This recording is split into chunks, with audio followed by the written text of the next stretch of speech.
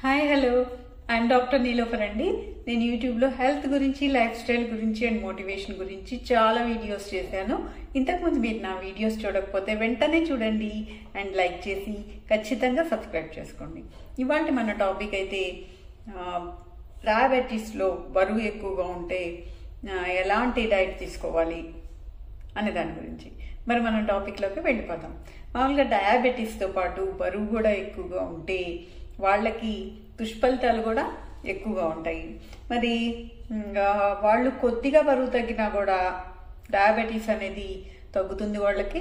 తర్వాత pre diabetes స్టేజ్లో అంటే డయాబెటీస్కి ముందు పరిస్థితిలో ఉంటే డయాబెటీస్ లేకుండా కూడా పోవచ్చు. కాబట్టి ప్రజెంట్ ఇప్పుడు డయాబెటీస్ని తగ్గించే కాన్సెప్ట్లో అంటే డయాబెటీస్ రివర్సల్లో ఈ బరువు తగ్గించే పాత్ర అనేది ప్రాధాన్యతని సంతరించుకుంటుంది అనమాట. అయితే ఈ డయాబెటీస్తో పాటు బరువు ఉన్నోళ్ళు ఈ మధ్య ఒక ప్రశ్న అడిగారు అనమాట.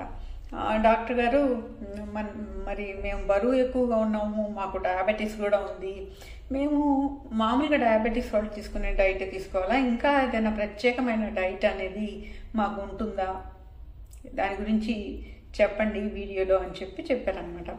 సో దీని గురించి మనం అందుకని ఇవాళ తెలుసుకుందాం. అయితే ఏంటంటే ఇలాగ డయాబెటీస్తో పాటు బరువు కూడా ఉంటే వాళ్ళకి డైట్ విషయంలో ఇంకా ఎక్కువ శ్రద్ధ తీసుకోవాల్సి ఉంటుందన్నమాట. మన భారతదేశంలో ఏంటంటే, నేను ముఖ్యంగా భారతదేశానికి సంబంధించిన డైట్ గురించి మాట్లాడుతున్నాను. మన భారతదేశంలో ఏంటంటే ఎక్కువగా ముఖ్యంగా దక్షిణ భారతదేశంలో ఈ వరి అనేది మన ప్రధానమైన ఆహారం అన్నమాట. కాబట్టి పూర్వకాలంలో ఏం చేసేవాళ్ళు, వరి ఈ పిండి పదార్థం అనేది ఒక 60 నుంచి 70%, తర్వాత పప్పు పదార్థము ఒక 20 నుంచి 30%, ఒక కొవ్వు పదార్థాలు ఒక 10%, ఆ రేంజ్లో వచ్చేటట్టు ఆహారం తీసుకునేవాళ్ళు. సో అంటే అన్నం ఎక్కువగా తినటం అనేది ఒక అలవాటు అన్నమాట ఇక్కడ. అయితే వాళ్ళు పూర్వకాలంలో ఏం చేసేవాళ్ళు, వ్యవసాయానికి సంబంధించిన పనులు, కాయ కష్టము ఎక్కువగా చేసేవాళ్ళు అనమాట. దానివల్ల వాళ్ళు ఏంటంటే ఈ విధమైన ఆహారం తీసుకున్నప్పుడు వాళ్ళకి అవసరమైన శక్తి అంది వాళ్ళు నార్మల్గా వాళ్ళకి ఎంత అవసరమో అంత తిని నార్మల్గా అనేది వాళ్ళ బరువు మెయింటైన్ అయ్యేది. కానీ ప్రజెంట్ పరిస్థితుల్లో ఏమవుతుంది, జనరల్గా ఈ వ్యవసాయం చేయడం అనేది తగ్గిపోయి అందరూ ఎక్కువగా పట్టణాలకు షిఫ్ట్ అవుతాము. తర్వాత ఎక్కువగా ఆఫీసులో కూర్చొని చేసే పనులు అంటే సెడెంటరీ లైఫ్ స్టైల్ అనేది అందరికీ అలవాటైపోయింది. కానీ పూర్వకాలంలో అలవాటు ప్రకారము అదే విధంగా ఆహారం తీసుకోవడం అంటే 3 పూట్ల మనం ఆహారం తీసుకుంటాం కదా, అదే విధంగా ఆహారం తీసుకోవటం, అదే టైప్ ఆఫ్ రేషియోలో ఆహారం తీసుకోవటం అనేది చేస్తాం వల్ల ఏమవుతుందంటే బరువు అనేది తొందరగా పెరిగిపోతున్నారు. సో ఇలా బరువు పెరిగిపోతున్నప్పుడు వాళ్ళకి దానివల్ల డయాబెటీస్ అనేది వచ్చి ఉండొచ్చు. ఈ బరువు వల్ల ఏమవుతుందంటే రెసిస్టెంట్ కొవ్వు కణాలు అనేవి మన శరీరంలో చేరి మళ్ళీ బరువు తగ్గటానికి ప్రయత్నించినప్పుడు తొందరగా తగ్గటానికి అవి సహకరించవు అనమాట.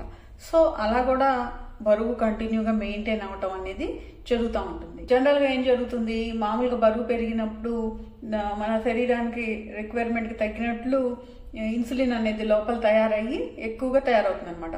తయారైనప్పుడు హైపర్ ఇన్సులినిమియా అనే పరిస్థితి వస్తుంది. తర్వాత నెమ్మదిగా ఆ పరిస్థితి కూడా దాటి మన ప్యాంక్రియాస్ అనేది ఇంకా ఇన్సులిన్ తయారు చేయలేక ఉత్పత్తి తగ్గిపోయి ఈ డయాబెటీస్ అనేది బయటపడతా ఉంటుంది. కాబట్టి ఏంటంటే డయాబెటీస్ బరువు రెండు ఉన్నప్పుడు ఏం చేయాలంటే అసలు వాళ్ళ హైట్కి ఎంత బరువు ఉండాలి అనేది చూసుకోవాలన్నమాట. చూసుకొని దాని ప్రకారం ఎన్ని క్యాలరీస్ తినాలి వాళ్ళు అనేది క్యాలిక్యులేట్ చేసుకొని అన్ని క్యాలరీసే తినాలి. అంటే వాళ్ళ ఇప్పుడున్న బరువుని బట్టి కాకుండా, అంటే సపోజ్ అర్థం అవ్వాలంటే మీకు ఎగ్జాంపుల్కి ఇప్పుడు ఒక 150 సెంటీమీటర్స్ హైట్ ఉన్న అతను, అంటే ఒక 5 ఫీట్ హైట్ ఉన్న అతను ఒక 50 కేజీలు ఉండాలనుకోండి, అప్పుడు వాళ్ళు ఎంత క్యాలరీస్ తీసుకోవాలనేది లెక్క ఉంటుంది. ఆ లెక్క ప్రకారము తీసుకోవాలి వాళ్ళు. అంతేగాని ఒక 150 సెంటీమీటర్స్ ఉన్న వాళ్ళు ఒక 70 కేజీలు ఉన్నారనుకోండి, వాళ్ళు ఎక్కువ బరువు ఉన్నట్టు. కానీ వాళ్ళు 70 కేజీలకు తగ్గ ఆహారం తీసుకోకూడదు. 50 కేజీలు వాళ్ళు ఉండవలసిన హైట్కి ఎంత ఉండాలి, అరౌండ్ 50 ఉండాలి. కాబట్టి వాళ్ళు ఆ 50 కేజీలకు తగ్గ ఆహారం ఎన్ని క్యాలరీస్ తీసుకోవాలో అంతే తీసుకోవటం మొదలు పెడితే అప్పుడు నెమ్మదిగా బరువు తగ్గటం మొదలు పెడతారనమాట. ఆ విధంగా క్యాలిక్యులేట్ చేసుకొని బరువు తగ్గటం ఒక పద్ధతి. దానివల్ల ఏంటంటే మనకి వెంటనే తగ్గిపోవటం అనేది, లేకపోతే ఆహారంలో ఎక్కువ మార్పులు చేసుకోవటము, ఇలాంటివన్నీ చేయాల్సిన అవసరం ఉండదు. కాన్స్టెంట్గా స్టాండర్డ్గా బరువు తగ్గుతారనమాట. అప్పుడు అంతేకాకుండా ఇంకో పొరపాటు ఏంటంటే వాళ్ళు చేసేది బరువు తగ్గటానికి ఎక్కువగా సోషల్ మీడియాలో వచ్చే అడ్వర్టైజ్మెంట్స్ చూసి నెలకు ఒక 15 కేజీలు తగ్గిపోయాము, 20 కేజీలు తగ్గించాము, ఇలాంటి అడ్వర్టైజ్మెంట్స్ అన్ని చూసి అలాంటి ఫ్యాన్సీ డైట్స్ ఫాలో అవుతూ ఉంటారనమాట. ఇలాంటి డైట్స్ ఫాలో అవటం వల్ల వాళ్ళకి శరీరానికి బాగా హాని కలగటానికి అవకాశం ఉంటుంది. ఎందుకంటే ఇప్పుడు అది ఎలా కంపేర్ చేయొచ్చు అంటే మనకి సడన్గా షాక్ కొడితే ఎలా ఉంటుందో అలాగే మన శరీరానికి షాక్ కొడుతుంది అనమాట అలాంటి డైట్స్ తీసుకున్నప్పుడు. ఎందుకంటే ఒక పద్ధతి ప్రకారం మనం ఒక అలవాటు ప్రకారం పోతూ ఉంటాము. ఒకేసారి ఆ అలవాటుని సడన్గా మార్చేసి ఒక చికెన్ ముక్క కానీ, లేకపోతే ఒక జ్యూస్ తాగి ఉండటము, ఒక చికెన్ ముక్క తిని ఉండటము, ఇలాగా చాలా రెస్ట్రిక్టెడ్ డైట్ అనేది ఒకేసారి తీసుకోవడం వల్ల ఏమవుతుందంటే శరీరానికి హాని ఎక్కువగా కలుగుతుంది. అంతేకాకుండా అలాంటప్పుడు వాళ్ళకి ఫుడ్ క్రేవింగ్ అనేది ఎక్కువైపోయి తర్వాత అది ఆ డైట్ ఆపగానే మళ్ళీ ఎక్కువ తినటం మొదలుపెట్టి, మామూలుగా తినటం మొదలుపెట్టి మళ్ళీ బరువు అనేది పెరిగిపోతూ ఉంటారు అనమాట. అలా కాకుండా నెమ్మదిగా ఇందాక నేను చెప్పిన పద్ధతిలో డైట్ని తగ్గించి నెలకి ఒక 2-3 కేజీలు తగ్గేటట్లు మెయింటైన్ చేసుకుంటా, ఒకవేళ అలా తగ్గకపోతే ఇంకొంచెం డైట్ తగ్గించి అలాగా ఒక మెయింటెనెన్స్ డైట్ అనేది చేసుకుంటా పోతే ఏంటంటే ఈ బరువు స్టాండర్డ్గా తగ్గడానికి అవకాశం ఉంటుంది. అవే కాకుండా మధ్య మధ్యలో ఏంటంటే ఇంటర్మీడియట్ ఫాస్టింగ్ అనేది చేస్తూ ఉంటే, ఇప్పుడు పూర్వకాలంలో కూడా అలాగే ఫాస్టింగ్ అనేది ఎక్కువగా చేసేవాళ్ళు. ఒక వారం అంటూ పెట్టుకొని ఒక సోమవారమో మంగళవారం అని అలాగా ఫాస్టింగ్ అనేది ఉండేవాళ్ళు అనమాట. దానివల్ల వాళ్ళకి ఏంటంటే ఈ ఇంటర్మీడియట్ ఫాస్టింగ్ కూడా ఇప్పుడు వచ్చిన కాన్సెప్ట్ దాని నుంచి అనమాట. అలా ఉన్నప్పుడు ఏంటంటే మన శరీరంలోని ఫ్యాట్ని మన శరీరం ఉపయోగించుకొని తద్వారా బరువు తగ్గుతాం అనమాట. ఆ విధంగా ఆ పద్ధతి కూడా వారానికి ఒక 2 సార్లు చేస్తే అది కూడా మంచిదే.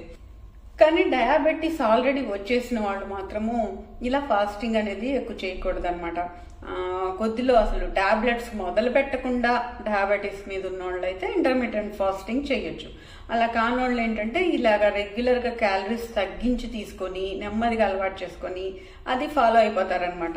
ఎందుకంటే తర్వాత ఒకవేళ పెంచాలన్నా కూడా వాళ్ళ శరీరం దానికి మళ్ళీ అలవాటు పడిపోద్ది కదా తక్కువ ఆహారానికి. కాబట్టి వాళ్ళు ఇంకా పెంచే సమస్య కూడా ఉండదు. కాబట్టి ఈ వెయిట్ అనేది స్టాండర్డ్గా మెయింటైన్ అవుతుంది. తీపి పదార్థాలు, నూనె పదార్థాలు, ఫ్రై ఐటమ్స్ ఇలాంటివి తగ్గించేసేసి అసలు తినకుండా ఉండి మామూలుగా ఆకుకూరలు, కూరగాయలు ఎక్కువ తీసుకుంటూ తక్కువ నూనెతో వండినవి, తర్వాత పిండి పదార్థం తగ్గించి కొద్దిగా మాంసకృతులు పెంచి కొవ్వు పదార్థం కూడా అవసరమైనంత మేరకే ఆయిల్స్ అనేవి వాడి ఇలాగా హెల్దీగా డైట్ తీసుకుంటే గనక నేను చెప్పిన పద్ధతిలో క్రమంగా డైట్ తగ్గిస్తా, వెయిట్ తగ్గకపోతే ఇంకొంచెం డైట్ తగ్గిస్తా, అలాగే మెయింటైన్ చేసుకుంటే ఏంటంటే వాళ్ళకి డయాబెటీస్ కూడా పెరగదు, తర్వాత వెయిట్ కూడా తగ్గడానికి అవకాశం ఉంటుంది. వెయిట్ తగ్గితే ఆటోమేటిక్గా డయాబెటీస్ కూడా కొంతవరకు తగ్గుతుంది. అంతేకాకుండా వాళ్ళు తినే ఆహారంలో ఎక్కువగా పీచు పదార్థం ఉండేటట్లు, తర్వాత పీచు పదార్థము మాంసకృతులు కలిపి ఉండేటట్లు తీసుకున్నారనుకోండి ప్రతి ఆహారంలో కూడా ఎక్కువగా పిండి పదార్థం అనేది ఆ టైంలో గ్రహించబడక వాళ్ళకి తొందరగా బరువు పెరగకుండా ఉండటానికి సహకరిస్తుంది అనమాట అది. అంతేకాకుండా కొవ్వు పదార్థాలు, తర్వాత పిండి పదార్థము తగ్గించి తీసుకోవాలి. ఇంతకుముందు నేను ఒక వీడియోలో మీకు డయాబెటిక్ లంచ్ బాక్స్ అని ఒక వీడియో చేశాను, అది కూడా ఐకార్డ్లో ఇస్తాను, ఆ వీడియో కూడా చూడండి. దానివల్ల ఏంటంటే దాంట్లో ఎలా తీసుకోవాలనేది వివరంగా చెప్పాను. డయాబెటీస్లో ఆహారం ఎలా తీసుకోవాలి అనేది. అంటే ముఖ్యంగా కాన్సెప్ట్ ఏంటంటే దాంట్లో సగం ప్లేటు, సగం వరకు ఆకుకూరలు, కూరగాయలు, తర్వాత పచ్చి కూరగాయ ముక్కలు తీసుకోవాలి. పావేమో మాంసకృతులు, పావేమో పిండి పదార్థము. అలా తీసుకుంటే అది డయాబెటీస్కి ఉపయోగపడటమే కాకుండా వెయిట్ రిడక్షన్ కూడా, వెయిట్ తగ్గించడానికి కూడా ఉపయోగపడుతుంది. సో ఇలా తీసుకుంటే వెయిట్ ఎందుకు పెరుగుతారు చెప్పండి? మామూలుగా ఉండి డైట్ చేసి ఒకేసారి తీసుకుంటే వెయిట్ పెరుగుతారు, కానీ ఇలాగ క్రమ పద్ధతిలో తీసుకుంటే వెయిట్ పెరగటం అనే సమస్య ఉండదు. ఈ పిండి పదార్థం ఇప్పుడు నేను ఈ రేషియోలో తినమని చెప్పాను కదా, అలా తిన్నప్పుడు మీరు మార్చి తీసుకోవచ్చు అనమాట. ఇప్పుడు సపోజ్ 1 కప్పు క్వినోవా తీసుకొని అన్నం తీసుకొని ఒక కప్ ఏమో ఏదైనా శనగపప్పు కూర, తర్వాత 1 కప్పు పాలకూరతో చేసిన కూర, 1 కప్ ఏమో సాలడ్ అనమాట. సాలడ్ అంటే ఈ కీర దోసకాయ, తర్వాత టమాటాలు, ఒక చిన్న ముక్క క్యారెట్, ఇవన్నీ కలిపి ముక్కలు చేసుకొని అవి తినటం అనమాట. ఇలాగా ఈ 4 రకాలుగా డివైడ్ చేసుకొని తింటే అదొక లంచ్లో అలా తీసుకోవటము.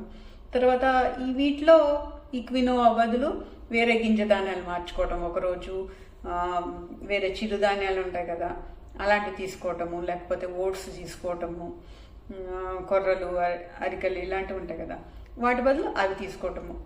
తర్వాత అంటే వీటన్నిటికీ కొంచెం గ్లైసెమిక్ ఇండెక్స్ తక్కువ ఉంటుంది అనమాట.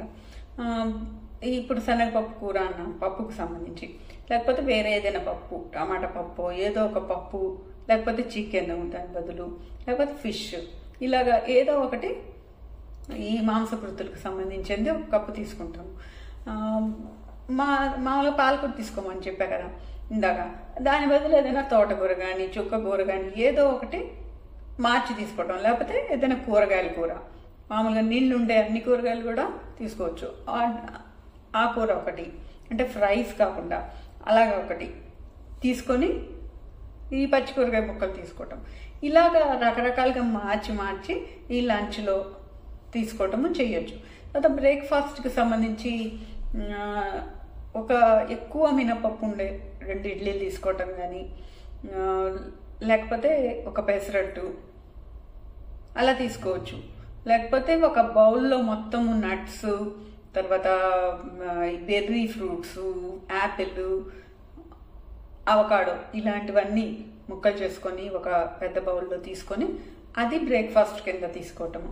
ఇలా రకరకాలుగా మనకి మార్చి డైట్ని మనకి ఏ విధంగా కావాలంటే అది, దాంట్లో ఎన్ని క్యాలరీస్ ఉంటాయి సుమారుగా, అంటే లెక్కేసుకొని చూడటం అని కాదు, ఫైబర్ ఎక్కువగా దేంట్లో ఉంటుంది, ఇలాంటివన్నీ చూసుకొని ఆ ఆహార పదార్థాలని మనకు నచ్చిన రీతిలో నూనె తక్కువ వేసుకొని వండుకొని అలా తీసుకుంటే వెయిట్ డెఫినెట్గా తగ్గటానికి అవకాశం ఉంటుంది అనమాట. వీటితో పాటు బ్లాక్ కాఫీ కానీ, బ్లాక్ టీ కానీ, గ్రీన్ టీ కానీ ఇవి కూడా మధ్యలో తీసుకోవచ్చు.